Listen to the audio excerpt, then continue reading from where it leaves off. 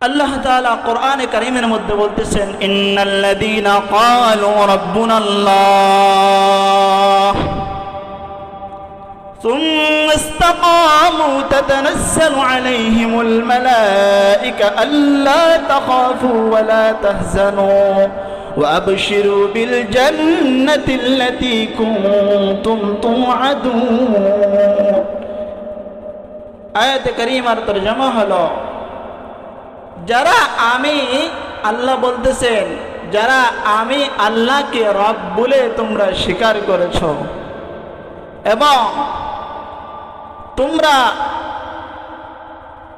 ঈমানের উপর অটল থেকেছ,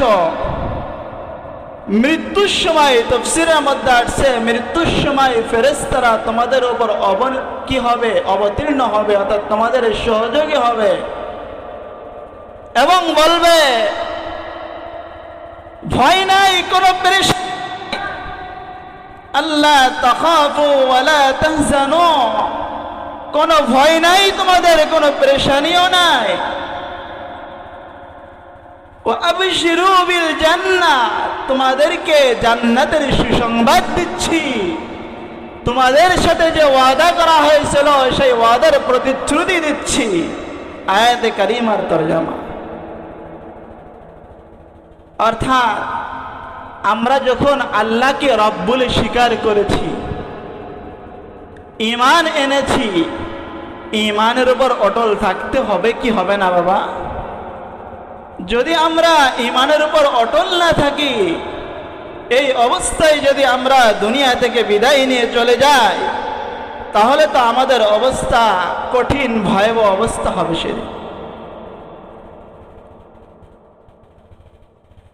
আমি আপনাদের কাছে কিছু প্রশ্ন করব। এই পৃথিবীর মধ্যে জমিন কে বানিয়েছেন বলেন? আসমান কে বানিয়েছেন?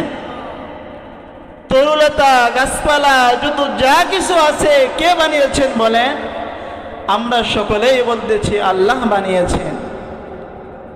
এখন আমরা বিশ্বাস করতেছি, ঈমান আনতেছি, কিন্তু যদি বলা হয় ওই যে ইহুদি খ্রিস্টান, ওই যে নাসারা, ওই যে বেধর্মী যারা আছে, এনাদেরকে যদি বলা হয় এইগুলো কে সৃষ্টি করেছে, তারা তাদের হাইসিয়ত অনুযায়ী, তারা তাদের বুঝ অনুযায়ী বলবে, ওই আল্লাহকেই বলবে যে আল্লাহ কি বানিয়েছেন।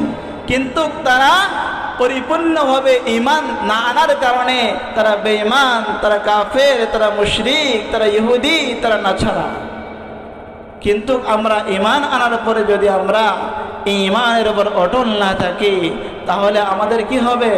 আমরা তো অটল যদি না থাকি, যেরকম ভাবে ঈমান আনছি, 5 ওয়াক্ত নামাজ পড়া আমাদের উপর একটা ফরজ কিনা বলেন?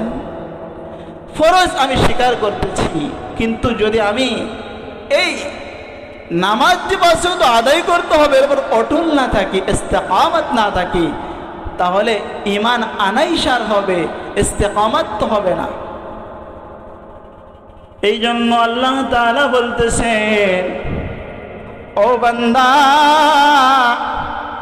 ঈমান আনছো আমি আল্লাহর উপর, এবং তোমরা এই ঈমানের উপরে যদি অটল থাকতে পারো, তাহলেই তোমরা প্রকৃত মুসলমান হয়ে দুনিয়া থেকে বিদায় নিলে তোমাদের জন্য ওই যে জান্নাতের ওয়াদা করেছি, ওই জান্নাতের সুসংবাদ যে তোমাদেরকে দেওয়া হয়েছে, ওই জান্নাতের প্রতিশ্রুতি তোমাদেরকে অবশ্যই দেওয়া হবে। এখন আমরা ঈমান আনলাম, কিন্তু ঈমানের উপর অটল থাকলাম না, তাহলে আমাদের জন্য তো ওই জান্নাত, আমাদের যে সুসংবাদ দেওয়া হয়েছে, ওই জান্নাতের সুসংবাদ তো আমাদের জন্য ওয়াজিব হবে না। যদি না আমি অটল থাকতে পারি, তাহলে না আমি একজন প্রকৃত মুসলমান হব। যেরকম ভাবে অটল থাকছেন হযরত ইব্রাহিম নবী, হযরত আইয়ুব নবী, হযরত মূসা নবী, এরকম ভাবে যত নবী রাসূল এসেছেন, সমস্ত নবী রাসূল ঈমানের উপর অটল থাকছেন। এমনকি সাহাবায়ে কেরাম ঈমানের উপর অটল থাকছেন। সাহাবায়ে কেরাম আইম্মায়ে মুজতাহিদিন, বুজুর্গানে দিন, উলামায়ে কেরাম, যত মানুষ ঈমান আনছে, ঈমানের উপর অটল থাকছেন। যেরকম ভাবে হযরত ইব্রাহিম আলাইহিস সালাতু ওয়াস সালাম, তিনিও কিন্তু একজন নবী ছিলেন। তিনার বাবা একজন মূর্তি পূজক ছিল। তিনার বাবা একজন মূর্তি পূজক। তিনার বাবার নাম ছিল আজহার। আজহার বলে, হে ইব্রাহিম, তুমি এই ঈমান আনতে পারবা না, ঈমানের বদল দেখতে পারবা না। আমি যে ধর্ম অবলম্বন করি, তুমি আমার ওই ধর্মের উপর কি অনুসরণ করতে হবে তোমাকে। ইব্রাহিম বলতেছে, বাবা, আল্লাহ তাআলা আমাকে যে জন্য প্রেরিত করেছে, আল্লাহ রব্বি কারীম আমাকে নবী বানিয়েছেন। আমি যে নবী, আমার এই নবী পয়গম্বর, অর্থাৎ সমস্ত কাজকর্ম আমার কি করতে হবে? তাবলীগ করতে হবে, পৌঁছাইতে হবে। ও বাবা, তুমি যদি আমাকে তোমার পরিবার থেকে বিদায় দিয়ে দাও, এমনকি তোমার কাছ থেকে আমাকে বিদায় দিয়ে দাও, তাও আমি রাজি আছি, কিন্তু আমি তোমার কথার উপর অটল থাকতে পারবো না। আমার আল্লাহ যেটা বলছে আমি সেই কথার উপর কি আমল করব। হযরত ইব্রাহিম আলাইহিস সালাতু ওয়াস সালাম কে তিনার বাবা তাকে ছেড়ে দেয়, তিনি অন্যত্র গিয়ে তাবলীগ পৌঁছাইছে, দিন পৌঁছাইছে। হযরত ইব্রাহিম আলাইহিস সালাতু ওয়াস সালামকে যখন সেই যুগের প্রেসিডেন্ট ছিল নমরুদ, ওই নমরুদ তাকে বলছে যে, হে ইব্রাহিম, তুমি এই ঈমানকে তোমার পরিত্যাগ করতে হবে, ঈমান ছেড়ে দিতে হবে। তুমি যদি ঈমানের উপর অটল থাকো, তোমাকে আমি আগুনের মধ্যে কি করব? নিক্ষেপ করব।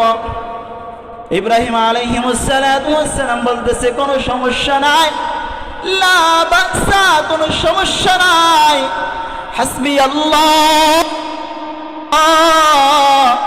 হাসবি আল্লাহু ওয়া নি'মাল ওয়াকিল। আল্লাহ আমার জন্য যথেষ্ট হবে, তিনি আমার অভিভাবক, তিনি আমাকে হেফাজত করবেন। একবার হযরত ইব্রাহিম আলাইহিস সালাতু ওয়াস সালামকে নমরুদ করল যে একটা বাঘের খুদার কাছে তাকে নমরুদকে কি করল যে নমরুদ হযরত ইব্রাহিম আলাইহিস সালাতু ওয়াস সালামকে যে একটা ক্ষুধার্ত বাঘের কাছে দিল। যে ইব্রাহিম তো ঈমানের উপর অটল দেখতেছে, তাকে তো ঈমান থেকে বিচ্ছিন্ন না, অর্থাৎ ঈমান পরিত্যাগ করতেছে না। এখন তাকে কি করা দরকার? সে একটা কৌশল অবলম্বন করছে। একটা ক্ষুধার্ত ভাত, ও ভাই, যদি আমাদের এই কেশুয়াডুবি গ্রামে কিংবা মাগুরার মধ্যে যদি একটা বাঘ ঢোকে, তখন আমরা কি ওই বাঘের ঘরে ভয়ে কি আমরা ঘরে থাকতে পারবো? নাকি আমরা বাঘের জন্য আমরা তাকে ওই তার ভয় ভীতির জন্য আমরা আশ্রয় গ্রহণ করব? কি বলেন, আশ্রয় গ্রহণ করব কিনা? অবশ্যই আশ্রয় গ্রহণ করব। হযরত ইব্রাহিম আলাইহিস সালাতু ওয়াস সালামকে কি করলেন? বাঘের কাছে সুপর্দ করে দিলেন, যে ইব্রাহিমকে বাঘে যেন খেয়ে ফেলায়। এমন বাঘ দিলেন যে বাঘটা হলো ক্ষুধার্ত। হযরত ইব্রাহিম আলাইহিস সালাতু ওয়াস সালামকে যখন বাঘের কাছে সুপর্দ করলেন, তখন বাঘ তাকে কি করলেন? দেখেন ভালো করে শুনেন। বাঘ তখন তাকে কয়েকটা চুমা দেয়। সুবহানাল্লাহ। বাঘ তাকে কয়েকটা চুমা দেয় এবং বাঘ তাকে কি করতেছে? সিজদা করতেছে। সুবহানাল্লাহ। যে ইব্রাহিমকে খাওয়া দিয়েছিল যে বাঘ ফেলবে, অথচ বাঘ তাকে কি করতেছে? বাঘ তাকে চুমা দিচ্ছে, বাঘ তার সিজদা করতেছে।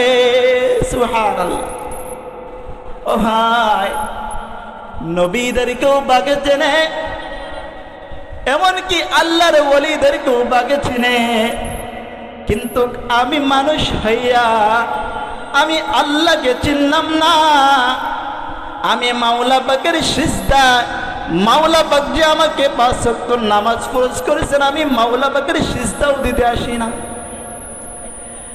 অথচ মনে করি আমি মুসলমান হয়েছি, ঈমান আছে, কিন্তু আমি আল্লাহ যে একটা ফরজ বিধান করেছে যে 5 ওয়াক্ত নামাজ, এই নামাজের জন্য আমি আসি না।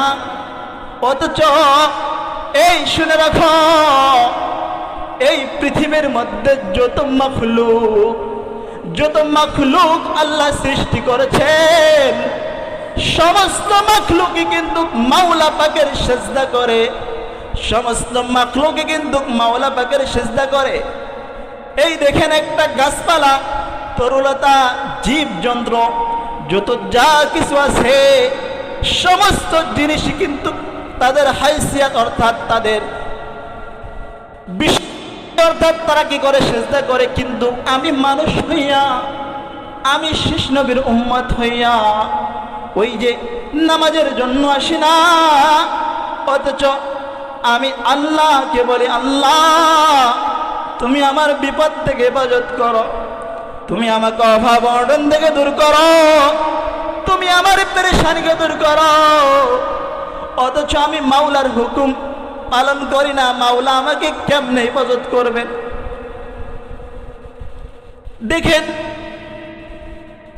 যদি আমি এই যে আমরা তো চাষ করি, আমি এখন তো সরিষা বোনার একটা সিজন, আমি শুধু ভুঁইকে কি করলাম, জমিন কি করলাম, চষে রাখলাম, অর্থাৎ জমিন চাষ দিলাম।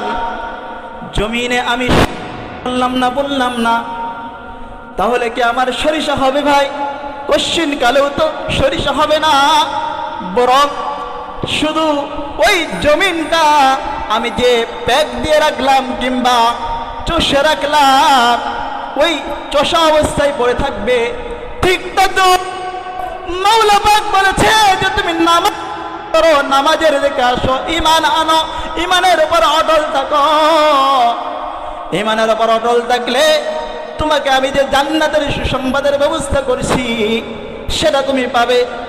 ও ভাই, যদি তুমি আল্লাহর হুকুম না মানো, কশ্চিন কালেও তোমার বিপদ দূর হবে না, কশ্চিন কালেও তোমার বিপদ আবার দূর হবে না, এবং কি পেরেশানি বাড়বে। যেরকম ভাবে হাদিসের মধ্যে আসছে, স্পষ্ট হাদিসে কুদসি, আল্লাহ তাআলা সরাসরি জিবরিল আলাইহিমুসসালাতু ওয়াসসালামের কাছ দিয়ে জিবরিল আল্লাহর নবীর সাথে কেটে পাঠিয়েছেন যে, ইয়া ইবনে আদম তাফাররাক লিইবাদাতি আমলাউ সাদরাকা গিনান ওয়া সুদ্দু ফাকরাক ওয়া ইল্লা তাফআল মালাতু সাদরাকা শুগলান ওয়া লাম আসুদ্দু ফাকরাক। আল্লাহর নবী, আল্লাহ তাআলা বড় মায়া করে বলতেছে, হে বনি আদমের সন্তান, তাফাররাক লিইবাদা, আমার তোমার 24টা ঘন্টা সময় দিয়েছি, এই 24টা ঘন্টার মধ্যে তুমি আমার ইবাদতের জন্য একটু ফারেগ হয়ে যাও। আমি কি করবো? শোনো, যদি তুমি আমার ইবাদতের জন্য তুমি অগ্রসর হও, ফারেগ হয়, তোমার সময়কে বের করো। আমলাউ সাদরাকা গিনান, আমি তোমার অন্তরটাকে পরিপূর্ণতা করে দেব। সুবহানাল্লাহ। আমাদের অন্তর যদি পরিপূর্ণতা থাকে, অন্তর যদি খুশি থাকে, তাহলে আর কি লাগে বলেন? অনেকে আরো বলতেছে কি, হাদিসের মধ্যে বলতেছে যে আমলাউ সাদরাকা গিনান, আমি তোমার অন্তরটাকে ধনাঢ্য করে দেব, তোমার অন্তর আমি সবসময় খুশি রাখব। ওয়াইল্লা তাফআল, আর যদি তুমি 24টা ঘন্টার মধ্যে আমার ইবাদতের জন্য তোমার সময়কে বের করতে না পারো,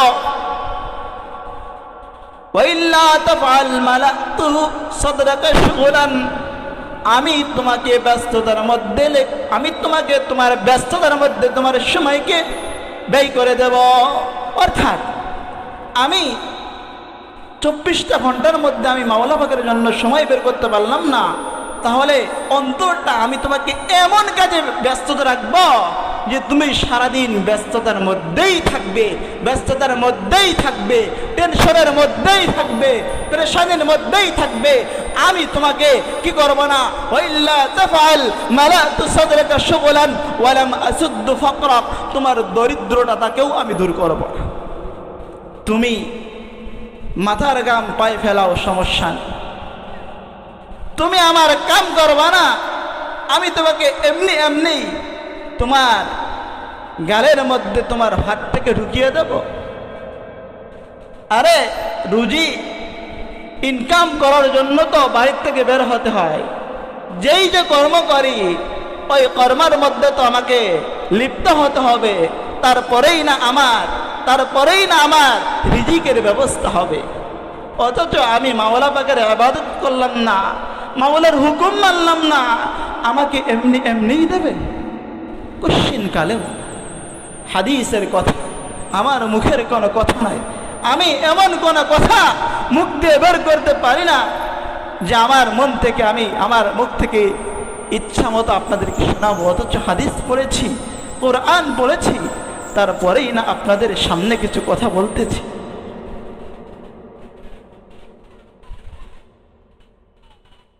এরকম ভাবে হযরত আইয়ুব আলাইহিস সালাতু ওয়াস সালামকে ইবলিস শয়তান সে বলতেছে যে আইয়ুব আলাইহিস সালাতু ওয়াস সালামকে তো অনেক সম্পদ দিয়েছেন। আমরা অনেকে মনে করি আমাদের যাদের অনেক সম্পদ আছে এই সম্পদ আমাকে নাজাত দিবে, এই সম্পদ আমাকে নাজাত দিবে। কোশ্চিন কালেম হযরত আইয়ুব আলাইহিস সালাতু ওয়াস সালাম, হযরত আইয়ুব আলাইহিস সালাতু ওয়াস সালামের বিরুদ্ধে শয়তান লেগেছে।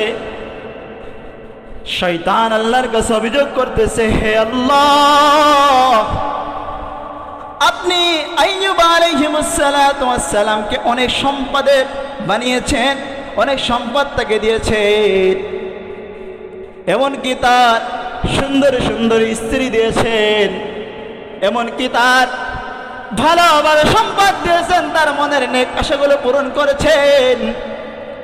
এই জন্যই তো সে আপনার ইবাদত বন্দেগী করে। এই জন্য আল্লাহ তাআলা হযরত আইয়ুব আলাইহিস সালাতু ওয়াস সালামকে এমন রোগে আক্রান্ত করলেন যে হযরত আইয়ুব আলাইহিস সালাতু ওয়াস সালামের পুরো শরীর দুর্গন্ধ হয়ে গিয়েছিল। পোকামাকড় তার খাইতেছিল, পোকামাকড় তার শরীরে বাইতেছিল, অর্থাৎ তার শরীরের মধ্যে এমন দুর্গন্ধ হলো যে মানুষ টিকতে পারে না, তার পরিবার পরিজন টিকতে পারে না, এমনকি তার স্ত্রীরাও বিদায় নিয়ে চলে যায়। কিন্তু বিবি রহিমা নামে একজন স্ত্রী তার কাছে থাকে, ইস্তেকামতের সাথে অটল থাকে যে আমার সমস্ত স্ত্রী চলে গেল কিন্তু আমি কি যাব না, আমি আপনার খেদমতের জন্য নিয়োজিত থাকবো। এই যে ইস্তেকামত অটল থাকছেন, ঈমান আনছেন, এমনকি স্বামীর খেদমতের জন্য প্রস্তুত রয়ে গেছেন। পাড়ার লোকজন চলে গেছে, পরিবারের লোকজন চলে গেছে, এমন শুধু হযরত আইয়ুব আলাইহিস সালাতু ওয়াস সালাম একা একা রয়েছেন, আর সাথে তার স্ত্রী বিবি রহিমা। সমস্ত লোক বিদায় নাই। এখন হযরত আইয়ুব আলাইহিস সালাতু ওয়াস সালাম ঈমান আনছেন। তিনি ইচ্ছা করতে পারতেন যে আল্লাহ তাআলা আমাকে এমন বিপদ দিচ্ছে যে আমি আল্লাহর ইবাদত বন্দেগী করব না, অথচ তিনি আল্লাহর ইবাদত বন্দেগীর মধ্যেই তিনি আল্লাহ আল্লাহ আল্লাহ, তার মুখ থেকে সবসময় বের হতো, তার মুখ থেকে সবসময় মাওলা পাকের জিকির কি হতো, জারি হতো। এমনকি শুধু তার রোগ দিয়েই আল্লাহ তাআলা তাকে পরীক্ষা করেন নাই, বরং তাকে আল্লাহ তাআলা তার যে সম্পদ ছিল তার সমস্ত সম্পদগুলো কি করলেন, তার সমস্ত সম্পদগুলো ছিনিয়ে নিলেন। ছিনিয়ে নেওয়ার পর হযরত আইয়ুব আলাইহিস সালাতু ওয়াস সালাম নিঃস্ব হলেন। যে আমার সমস্ত সম্পদ গেছে যাক, আমার স্ত্রীরা গেছে যাক, আমার শরীরে পোকামাকড় খাচ্ছে খাক, কারণ এটা তো পোকামাকড়ের তো রিজিক হচ্ছে, এটা তো পোকামাকড়ের রিজিক হচ্ছে, কিন্তু তার মুখ থেকে কি হয় নাই? আল্লাহর নামটা বের হয় নাই। ও ভাই, আমি এটাই বুঝাইতে যাচ্ছি যে আমি কোরআনে কারীম তেলাওয়াত করেছিলাম, ঈমান এনেছি। ঈমানের উপর যদি অটল থাকতে পারি, তাহলেই না আমার জন্য জান্নাত, আর যদি আমি এরকম না করি, আমি ঈমানের উপর অটল থাকলাম না, তাহলে আমাকে জান্নাত কিভাবে দিবে? অথচ এই একটু আপনারা কি এটা একটু জেহনের মধ্যে নেন যে আমি দুনিয়ার মধ্যে একদিন আসছি, আমার 50 বছর 60 বছর বয়স হয়ে যাওয়ার পরে, সর্বোচ্চ 100 বছর হয়ে যাওয়ার পরে আমার দুনিয়া থেকে বিদায় নিয়ে চলে যেতে হবে। দুনিয়া থেকে বিদায় নিয়ে যাওয়ার পরে যদি আমি নেক আমলগুলো না নিতে পারি, তাহলে তো কবর আমাকে ছাড়বে না।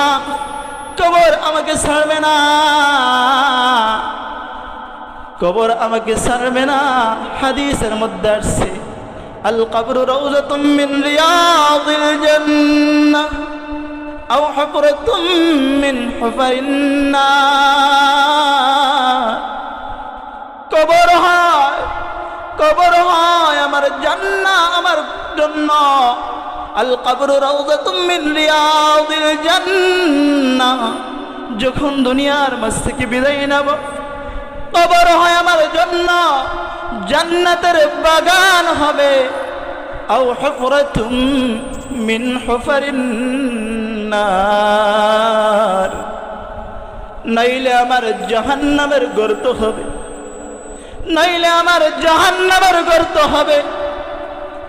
সেদিন আমাকে কেউ বাঁচাইতে পারবে না রে ভাই, সেদিন আমাকে আমার আপনজন বাঁচাইতে পারবে না,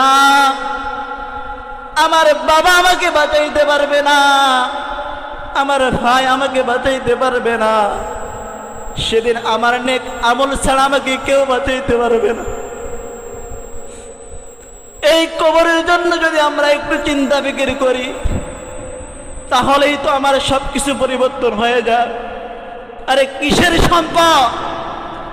এই মারি যে সম্পদ আমাকে কবর থেকে দূরে সরে নাই, যেই সম্পদ আমাকে কবর থেকে দূরে সরে নাই, এই সম্পদ তো আমার কোনো কাজে লাগবে না।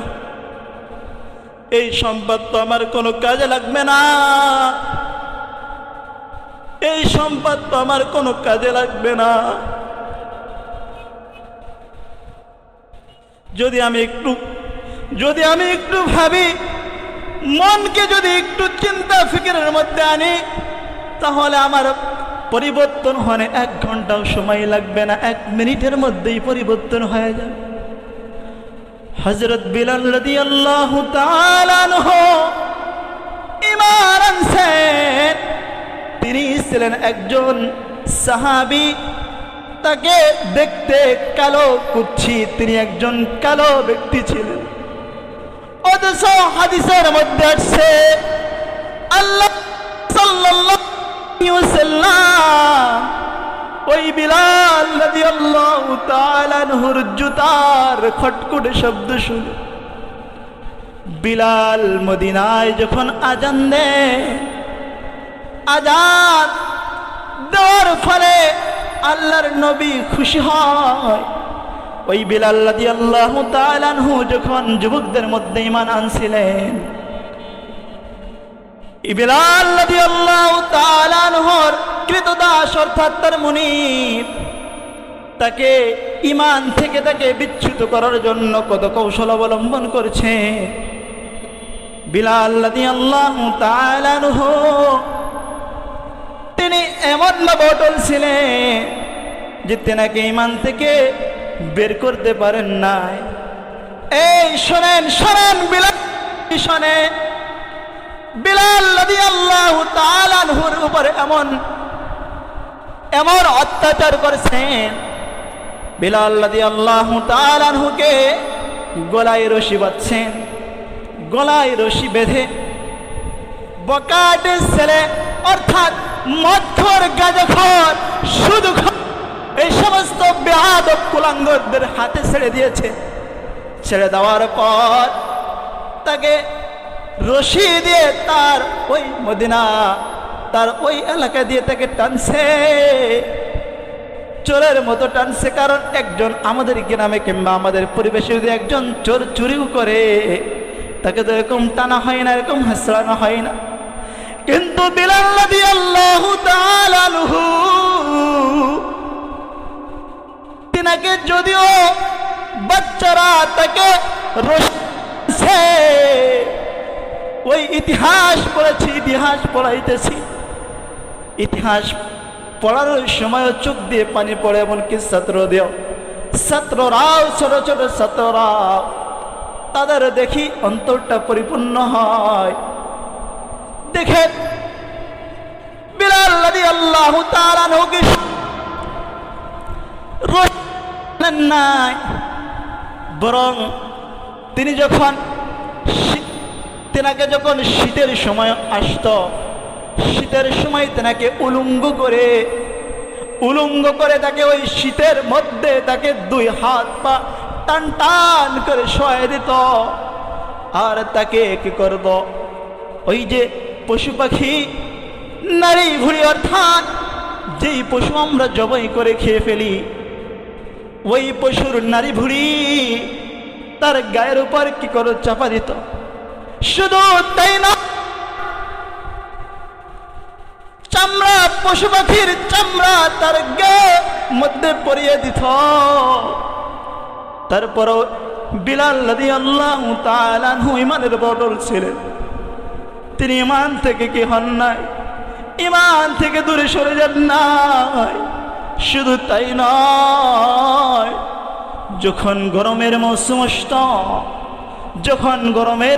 আসত, ওই বিলাল রাদিয়াল্লাহু তাআলা আনহুকে টান টান করে রৌদ্রের মধ্যে শোয়াই দিত আর পাথর দ্বারা চাপা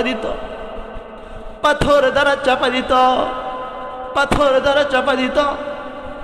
এত কষ্ট সহ্য করছেন সাহাবায়ে কেরাম, অথচ আমরা তো এর কষ্টর তো কেন কোন অর্থাৎ এত বড় কষ্ট তো আমরা কশ্চিনকালেও করি না। শুধু তাই নয়, বিলাল রাদিয়াল্লাহু তাআলা আনহুকে যখন কঠিন আকারে যখন লাঠি দিয়ে, মজবুত লাঠি দিয়ে তাকে বাড়ায়, তাকে কি করতো, মারতো, তাকে আঘাত করত, তার শরীরে রক্ত, তার শরীরে ক্ষত বিকৃত হয়ে রক্ত টকবক করে নিচেই পড়ত। তারপরেও বিলাল ঈমান ছাড়ে না, তারপরেও বিলাল রাদিয়াল্লাহু আনহু ঈমান ছাড়ে নাই। শুধু বলছে আহাদ আহাদ আহাদ, আল্লাহ আল্লাহ আল্লাহ। তিনি ইচ্ছে করতে পারতেন, ও নেতারা বাঁচাও। আমি একটা উদাহরণ দিয়ে বুঝাই, দেখেন, গ্রামের মধ্যে যদি কোনো সাধারণ কোনো বিপদের মধ্যে পড়ি, তখন সঙ্গে আমার পরিবার পরিজন চলে আসে, এমনকি নেতারা ছুটে চলে আসে। সেই সময় তিনি কোন নেতাকে ডাকেন নাই, বরং তিনি আল্লাহর উপর সুপর্দ করেছেন, আহাদ আহাদ আল্লাহ আল্লাহ, অন্য কাউকেই ডাকেন নাই। আপনারা শুনে রাখেন, যদি ঈমান উন্নত না করেন, কোন নেতা আপনাকে বাঁচাইতে পারবে না, কোন নেতা আপনার সেদিন সুপারিশ করতে পারবে না। যে নেতার পিছনে আপনি দৌড়ান না কেন, না কেন ঈমান নিয়ে যদি কবরে না যান, সেদিন কঠিন বিপদ হবে, সেদিন কঠিন বিপদ হবে। এই জন্য আমাদের ঈমানকে পরিপূর্ণতা করতে হবে, ঈমানকে নবায়ন করতে হবে। অথচ আমরা কি করি? আমরা সকালে ঈমান আনি, হাদিসের মধ্যে আসছে ঈমান আনছি, বিকালে আমরা কি হয়ে গেছি? কাফের হয়ে গেছি। অথচ আমরা টের পাচ্ছি না, অথচ আমরা টের পাচ্ছি না যে আমাদের ঈমান আছে কিনা। ঈমান যেমন একটা দামি জিনিস, এই ঈমান না নিয়ে যদি কবরে যায়, কবর আমাকে ছেড়ে দেবে না, কবর আমাকে ছেড়ে দেবে না, ওই ফেরেশতারা আমাকে ছেড়ে দেবে না, ফেরেশতারা আমাকে ছেড়ে দেবে না। সেদিন আমার উপর আঘাত করবে, আমার উপরে যে অবধারিত শাস্তি, সেই শাস্তি শুরু হয়ে যাবে। হযরত নবী করিম সাল্লাল্লাহু আলাইহি ওয়াসাল্লাম عن أبي باهلية رضي الله عنه عن النبي صلى الله عليه وسلم قال النبي صلى الله عليه وسلم من سرته حسنته وساءته سيئته فهو مؤمن। যার নেক আমল তাকে কি করবে? যার নেক আমল তাকে খুশি করবে এবং বদ আমল তাকে অখুশি করবে, তাহলে মনে করতে হবে সে একজন মুমিন। এখন আমি আপনাদেরকে বলি, ওই যে আমি নামাজ বাদ দিয়ে ওই যে আমি চার দোকানে আড্ডে দিই, ওই যে আমি অশ্লীল ছবি দেখি, অশ্লীল ছবির মধ্যে আমি মোবাইলের মধ্যে অশ্লীল ছবি দেখতেছি, আমার ঈমান যদি পরিপূর্ণতা হতো তাহলে আমি কি করতে পারতাম না? ওই অশ্লীল ছবির মধ্যে কি আমি ঢুকতে পারতাম না? আমি গুনাহের মধ্যে, গুনাহের পরিবেশে যেতে পারতাম না। মনে করবেন যদি আমি ওই গুনাহের পরিবেশে যাই, মনে করবেন আমার ঈমানকে পরিপূর্ণতা করতে হবে, আমার ঈমানের মধ্যে অনেক সমস্যা।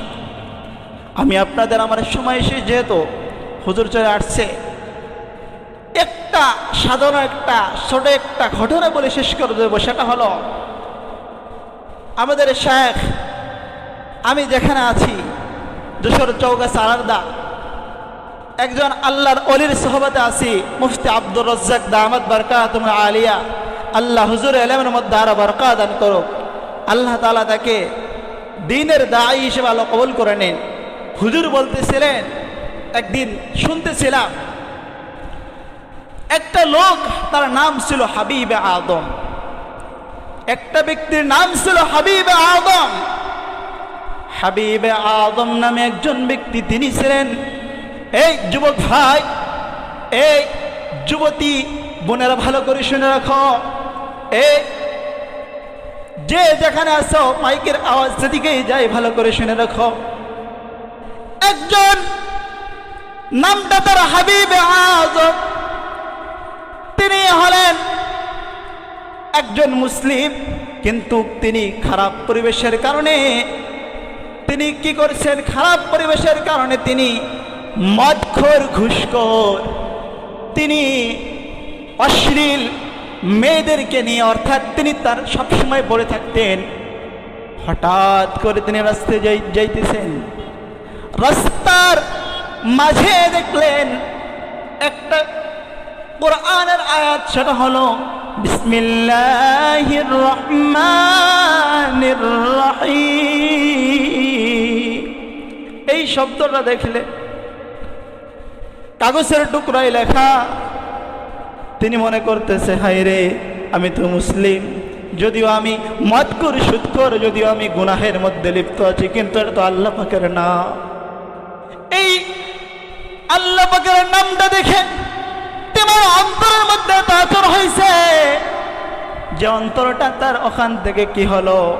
ওখান থেকে তার ঈমানের দিকে ঝুঁকতেছে। তিনি বিসমিল্লাহির রহমানির রহিমের টুকরাটা হাতে নিয়ে তিনি অঝরে কাঁদতেছে, আমি মুসলিম, আমি যদিও খারাপ কাজে লিপ্ত, কিন্তু আল্লাহর নামটা এখানে পড়ে থাকবে, আর আমার এটা সহ্য হবে, এটা হতে পারে না।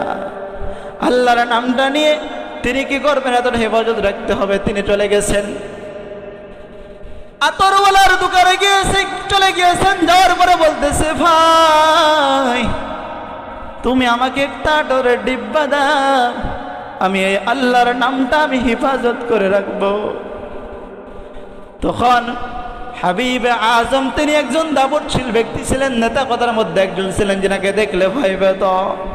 তিনি যাওয়ার পরে তিনি বলতেছেন, ও হাবিবে আজম তুমি আসছো, অবশ্যই তুমি আতরের ডিব্বা সহ করে নিয়ে চলে যাও। আতরের ডিব্বা তাকে দিয়েছে।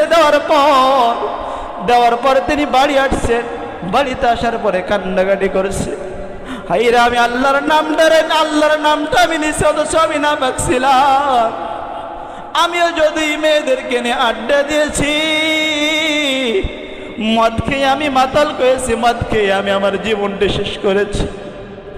ওই যে কান্না শুরু হয়েছে, হওয়ার পর তিনি রাত্রে ঘুমিয়েছে।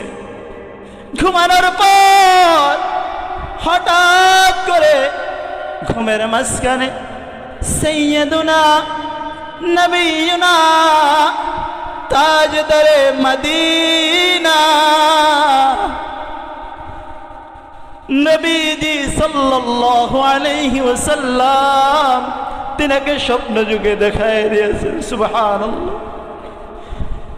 তিনি নবীজিকে স্বপ্নে দেখতেছেন যে আল্লাহর নবী আমাকে বলতেছে, হে হাবিবে আজম তুমি আল্লাহর নামটাকে একটু সংরক্ষণ করার কারণে আমি তোমার কাছে আসছি।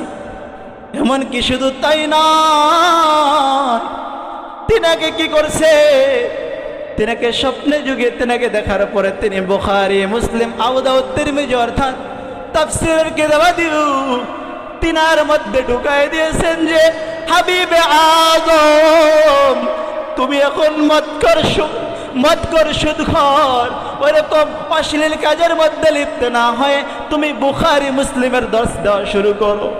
পরের দিন তিনি নামাজে যান।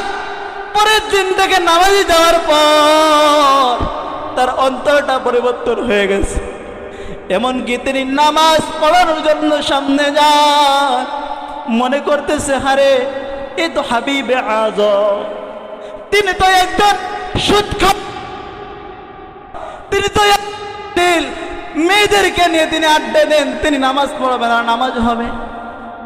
তার পিছনে একজন আল্লাহওয়ালা ব্যক্তি ছিলেন, তিনি বলতেছেন যে তোমার পিছনে আমরা নামাজ পড়বো না, তুমি যে নামাজ পড়াইছো আমরা আবার নামাজকে দোহরাইব। যখন নামাজ দোহরাইবার জন্য দ্বিতীয় ইমাম সাহেব গেছে, যাওয়ার পর বলতেছে গায়েবী থেকে আওয়াজ আসতেছে, এই তোমরা দ্বিতীয়বার নামাজ শুরু করলে, তোমরা কি জানো না আজকে কে নামাজ পড়াইছে? আমার হাবিবে আজম, যে নবীজি সাল্লাল্লাহু আলাইহি ওয়াসাল্লামের সাথে সাক্ষাৎ হয়েছে স্বপ্নে যুগে, যে নবীজির সাথে স্বপ্ন যুগে সাক্ষাৎ হয়েছে, সে নামাজ পড়াইতে তার নামাজ হয়ে গেছে। এখন শুধু তাই নয়, তিনি বুখারী শরীফের, মুসলিম শরীফের দর্শ দিয়েছে। এমন শুধু তাই নয়, তিনি একজন বড় বুজুর্গ হয়েছেন। ও ভাই, তিনি ঈমান আনছেন, ঈমানের উপর ইস্তেকামত থাকছেন, দিন অনুযায়ী আমল করেছেন, এই জন্য আল্লাহর নবীর সাথে তার সাক্ষাৎ হয়েছে। আমি আমার গ্রামবাসীদেরকে বলবো, আমার মাইকের আওয়াজ যত দূর যাইতেছে সবাইকে বলবো, যদি এখনো ঈমানকে পরিপূর্ণতা না করেন, সেদিন কিয়ামতের ময়দানে দেখবেন যে অমুকের ছেলে অমুক আসলে আমাদেরকে যা বলেছে সঠিক বলেছে, যদিও আমরা আমল করি নাই। সেদিন ধরা কর করে সেদিনকে আঙ্গুলটা কামড়ায় সেদিন কিছু করতে পারবেন না রে ভাই। দয়া করে বলবো নামাজের দিকে আসেন, ঈমানকে পরিপূর্ণতা করেন, ঈমানকে অটল করেন, তাহলেই না আমার আশা পূর্ণ হবে। আল্লাহ তাআলা যে কথাগুলো বললাম আমাদের সকলকে, আমাকে সহকারে আমাদের সকলকে পরিপূর্ণভাবে আমল করার তৌফিক দান করুন।